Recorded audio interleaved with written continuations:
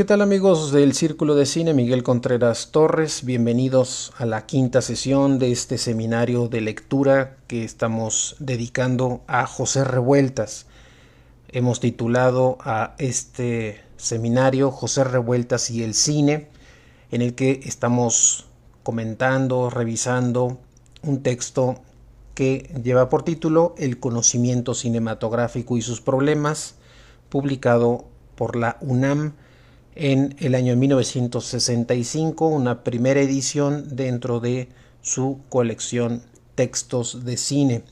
Un texto sin duda interesante de conocer esta otra faceta de José Revueltas, no solamente la faceta que es habitual conocer como guionista en importantes películas nacionales, sino también su pensar desde la teoría, su pensar teórico, y también conocer un poco el proceso que el propio Revueltas llevaba en el diseño, en la creación de los extraordinarios guiones que hacía para innumerables películas.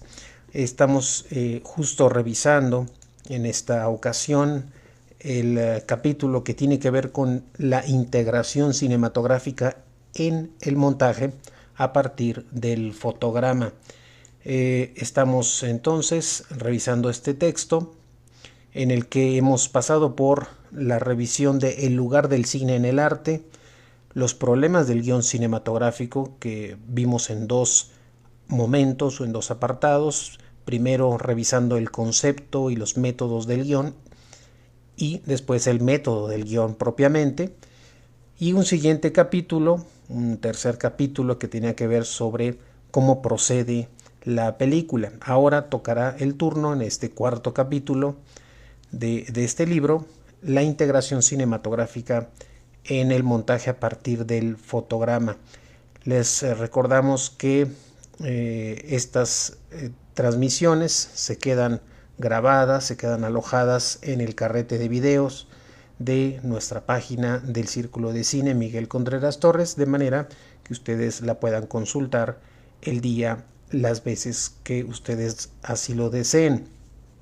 Entonces vamos a iniciar con la revisión de este breve capítulo que tiene que ver con esta integración cinematográfica. Ya decía Revueltas un poco el proceso, conocíamos un poco el proceso que él llevaba al elaborar los guiones. Decía que primero, cuando él trabajaba sobre un texto literario, lo primero que hacía era un análisis literario, y a partir de ese análisis, de lo que va arrojando como información, como imágenes, ese guión primero literario, después realiza un análisis cinematográfico, y es cuando ya empieza propiamente a trabajarse como tal el guión específico de una película.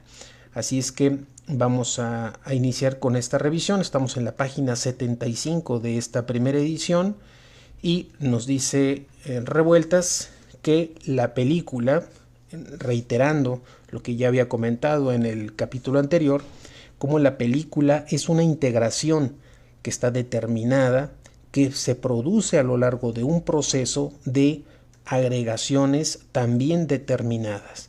El punto de partida de estas agregaciones, como ya decía en el capítulo anterior, es el tema. El tema es este punto de partida de toda película, y es también el modo de proceder de estas agregaciones que resultan en la idea del montaje. La definición más general, dice Revueltas, y de la que no nos habíamos servido, que Eisenstein propone del montaje, es la siguiente, y abro comillas: la necesidad de la exposición coordinada y orgánica del tema, contenido, trama, acción, el movimiento dentro de la serie fílmica y su acción dramática como un todo. Hasta aquí la cita que presenta Revueltas en torno a la definición que propone Sergei Eisenstein en cuanto al montaje. Cuando Eisenstein revierte este concepto general a la práctica, nos habla entonces de las representaciones y de la yuxtaposición a propósito de esta idea de evocar en la percepción y sentimientos del espectador la más completa imagen del tema, decía Eisenstein. Hasta aquí, dice Revueltas, dentro de límites sumamente comprimidos, el problema de la integración cinematográfica y su modo de ser, o sea, el montaje. Con esto reafirma el punto de vista Revueltas en el sentido de que el montaje es un principio válido no solo para la obra cinematográfica, sino para cualquier obra de arte. Por tanto, debe considerársele como un principio universal y lo presenta con cursivas Revueltas. Se puede juzgar de este modo que la obra cinematográfica es un conjunto de montajes parciales que se ordenan dentro de una línea de desarrollo que asciende desde las formas más elementales hasta las más complicadas a partir del montaje de composición simple que nos ofrece el fotograma. Esta composición más simple es la que nos remite a el fotograma.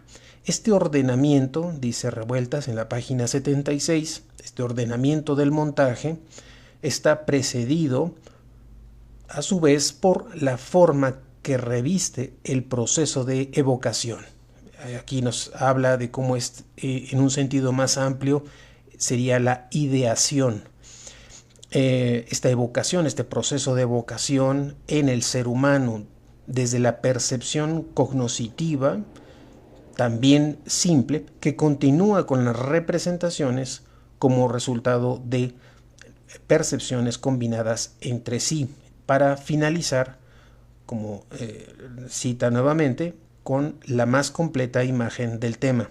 Aquí vuelve a recuperar esta frase de Eisenstein, sobre la base de unir y combinar estas representaciones.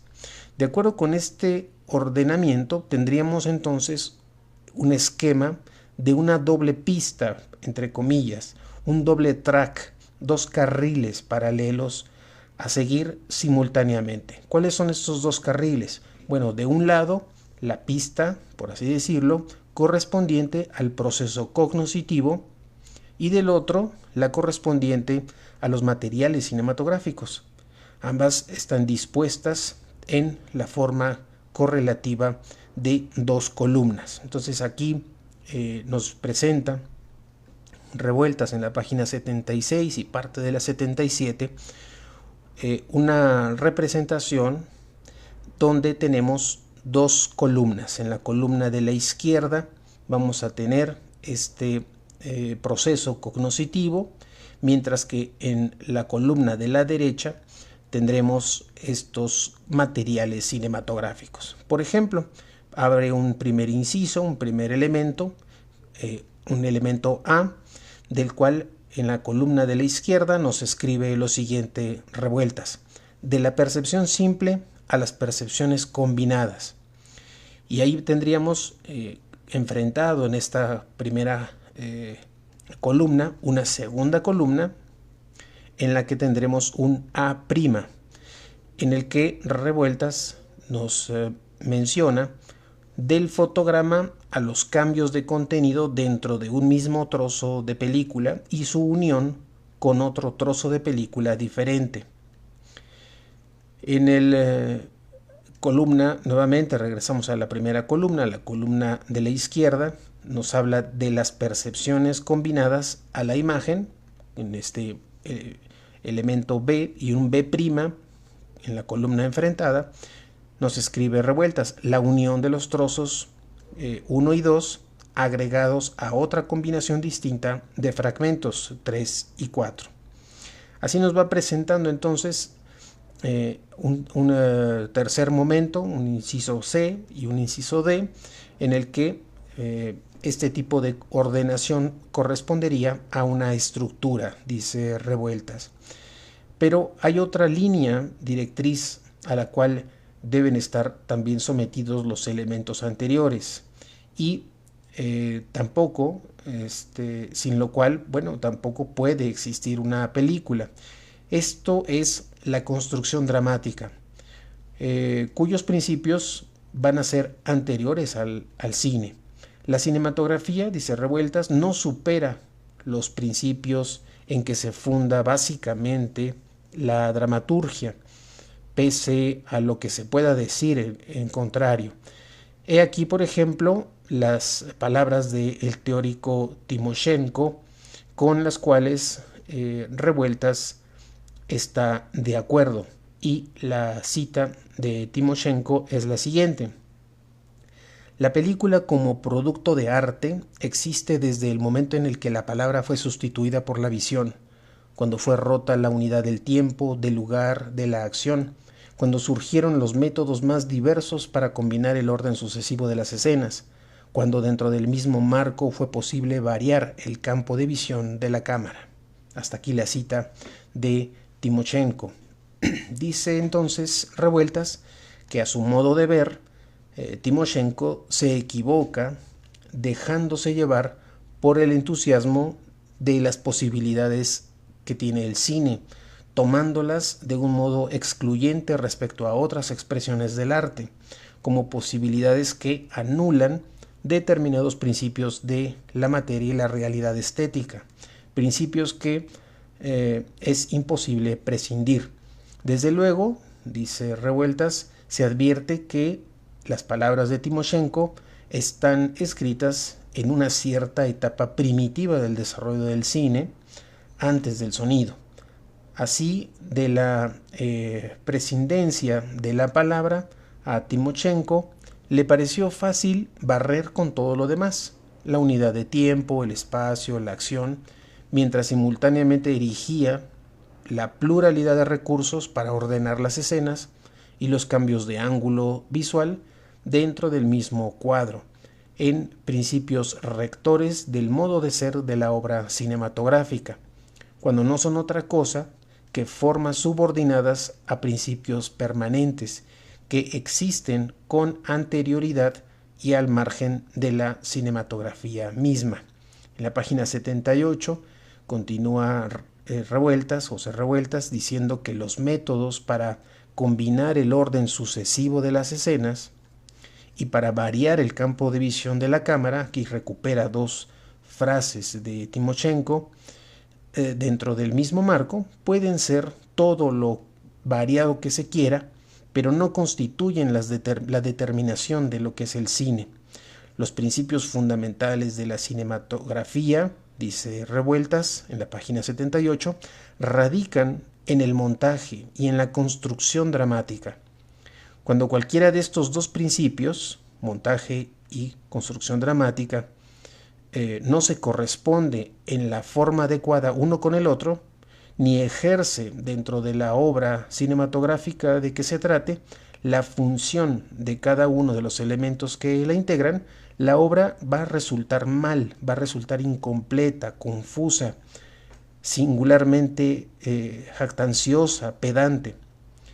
Nos recuerda Revueltas las palabras de Eisenstein, quien dice lo siguiente, cito: la representación A y la representación B deben ser escogidas entre todos los aspectos posibles del tema que se desarrolla y estudiadas de tal manera que su yuxtaposición, la yuxtaposición de estos elementos y no de otros alternados, evoque en la percepción y sentimientos del espectador la más completa imagen del tema.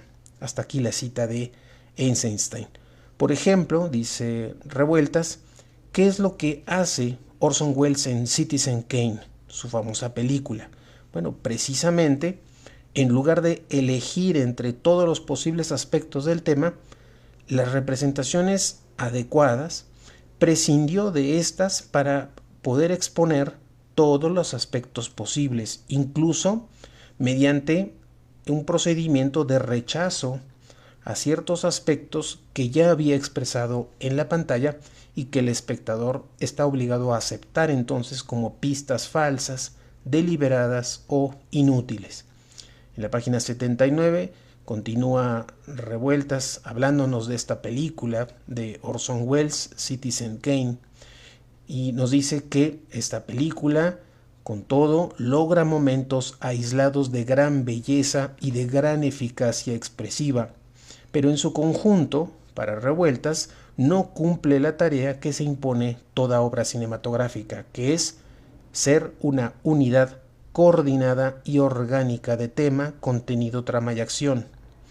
A pesar de esto, no faltaron gentes que se apresuraran a equiparar dentro de un mismo cuadro estilístico al Ciudadano Kane y al Ulises de James Joyce, cosa que para Revueltas no podía ser sino el fruto simultáneo de esa ignorancia sin límites y esa irredenta pedantería, donde el no entendimiento lógico de Citizen Kane parecía absolverlos de su incapacidad para comprender el Ulises, pese a lo cual hablaban de ambos con el mismo tono suficiente y profundo. No, dice Revueltas, desde luego que ninguna de estas obras es comprensible al primer intento, con la única diferencia en el que Citizen Kane se está frente a una obra deliberadamente abstrusa desde el principio, mientras que el contenido del Ulises se puede despejar aplicando determinados conocimientos filológicos y literarios respecto a ciertas partes de la obra de Joyce, en que sin ellos sería imposible comprender nada de la obra.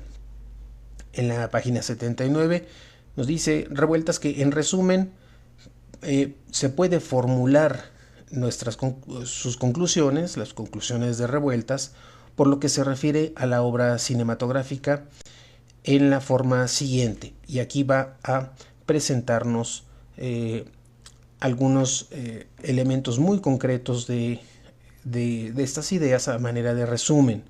La primera es que el montaje es la forma específica que reviste la integración cinematográfica a través del proceso que unifica sus elementos y, en un inciso A, transforma sus cantidades en una cualidad diferente. Hay una transformación de lo cuantitativo a lo cualitativo.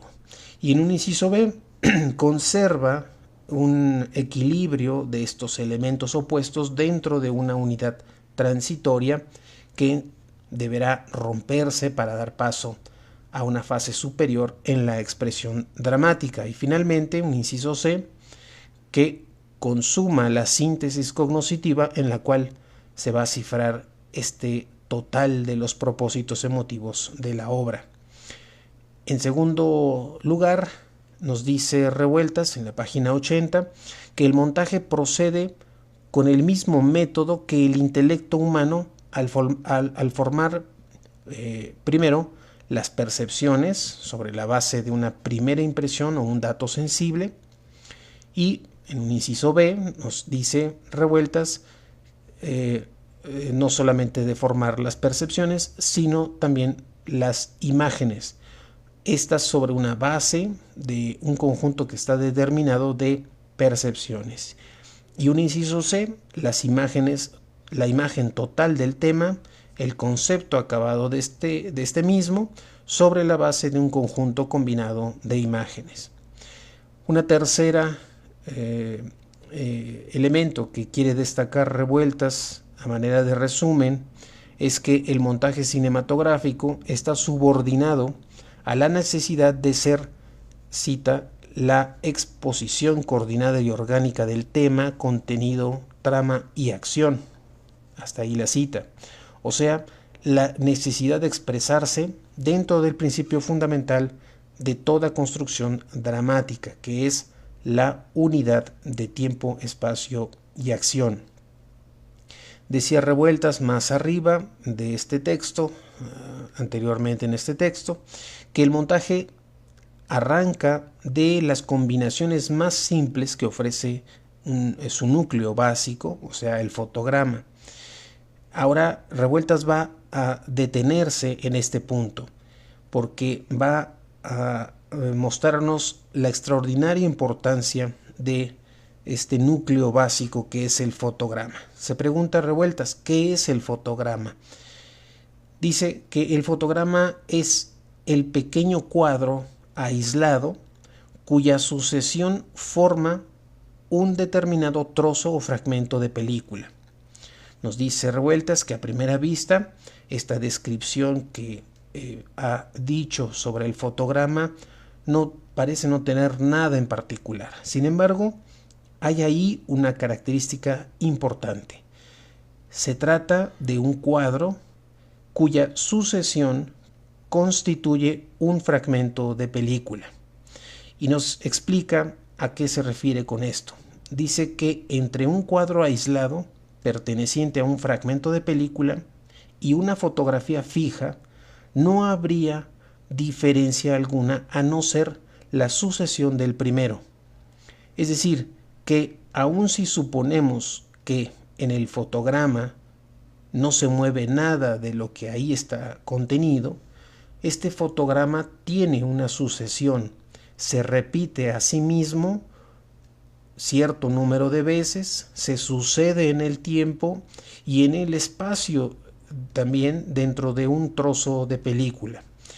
Es este sucederse del cuadro sin alteración que perdería su sentido y gastaría en vano su suceder de no añadírsele otro determinado número de fotogramas que revelen este movimiento, aunque este no sea visible en el fotograma aislado. Nos invita Revueltas en la página 81 a suponer un primer número de fotogramas que muestran una imagen inmóvil e inalterable de un teléfono. Aquí va a empezar a trabajar sobre una imagen, que nosotros hagamos ese ejercicio de imaginación, de suponer cierto número de fotogramas de una imagen que no se mueve, que no cambia, de un teléfono. De pronto, una mano entra en el fotograma cuya siguiente serie de sucesiones nos muestra el momento en el que esa mano retira el audífono y lo saca de cuadro, mientras comienza a escucharse enseguida una voz. Nos dice Revueltas que la primera serie de fotogramas, estos fotogramas que estaban fijos en el cuadro, nos van a revelar de manera súbita que tenían movimiento y que la sucesión a lo largo de este trozo de película solo estaba preparando el acto, esta acción que complementase con lo que le faltaba de movimiento para abandonar esta inmovilidad aparente, tanto más aparente cuanto se iba acumulando en una sucesión cuyo límite no podía ser indefinido, a riesgo de convertirse en absurdo. Es decir, no tendría mucho sentido tener una sucesión de una imagen inmóvil, inalterable, de un teléfono, en el caso de la imagen que nos propone Revueltas, y que la obra simplemente consista en eso. Nos dice Revueltas que en este ejemplo hay podemos captar dos series sucesivas de fotogramas donde el tiempo y el espacio tienen un cambio de dirección significativo. La primera serie contiene un aparato telefónico inmóvil. Es la segunda serie en la que los fotogramas, a través de los cuales hay una mano que entra en el cuadro, retira la bocina. Y bueno, como en esta primera serie, el movimiento del fotograma es el mismo movimiento que tiene la película en los instantes de ser proyectada, es decir, este tiempo y espacio que se desplazan verticalmente con idéntica velocidad que la película, estos 24 fotogramas o cuadros por segundo. En la segunda serie, la velocidad de proyección de los fotogramas no se altera, siguen siendo estos 24 cuadros o estos 24 fotogramas por segundo, pero ahí hay una variante, pero el tiempo y el espacio del cuadro se desplazan en otra dirección distinta. independiente de la dirección vertical de la película, porque ahora, dice Revueltas, tienen un movimiento de traslación que puede combinarse y expresarse de muchas formas. Pero este rasgo sobresaliente de la segunda serie radica en que ya no es un estar constituido tan solo por el movimiento intrínseco de la película, sino también por el movimiento, las alteraciones y los cambios de su contenido.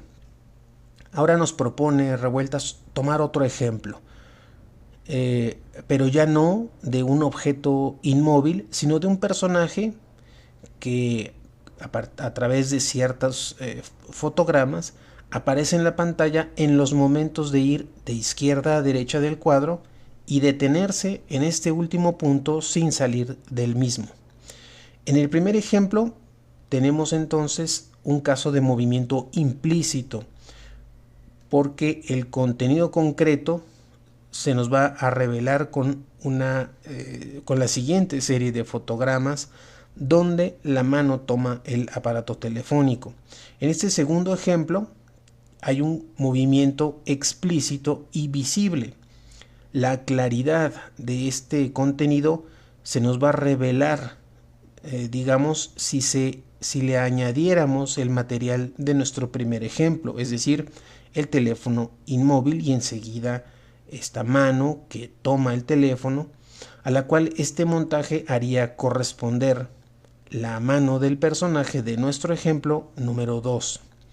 Entonces aquí Revueltas va a distinguir en ambos ejemplos de los fotogramas las diferentes características. En el ejemplo número 1 tendríamos un fragmento 1 y 2, esto sería un teléfono inmóvil.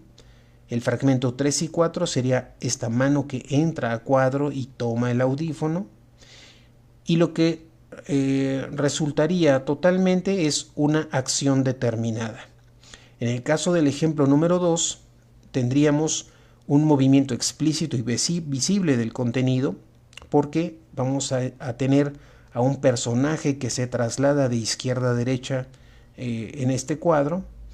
Y si en lugar de completar esta serie de fotogramas añadiéndoles el fragmento de película del ejemplo número 1, lo dejamos tal como está, entonces ese movimiento explícito del ejemplo número 2 quedaría en la fase de simplemente una acción indeterminada, porque ignoramos hacia dónde se dirige, cuál es el móvil que guía estas acciones.